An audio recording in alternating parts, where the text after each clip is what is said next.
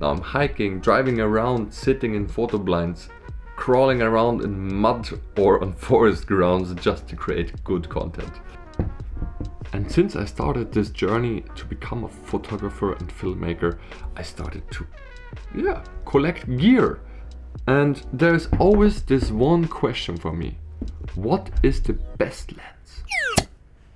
And the answer to this question is there is no best lens, or not one perfect lens, because it always depends on your needs. Do you want to go and make photos of some birds, or do you want to make photos of some insects or some landscapes, for example, or go for cinematic stuff?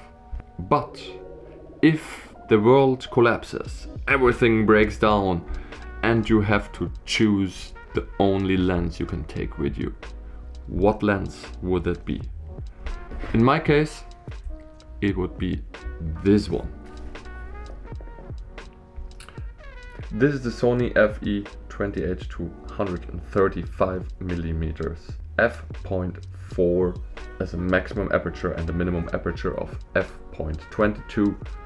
The number of blades is 9, creates a nice bouquet.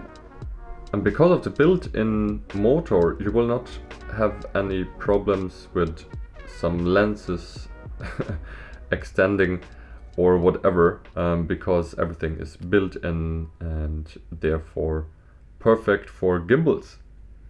The only downside I have with this lens is the weight, but I don't want to tell you how you can train your biceps. I want to show you some results. Here a little bit of mist on the lake, then the 2 dogs in the snow, of course. Here we have my friend Martin fishing at the lake. Bit of movement.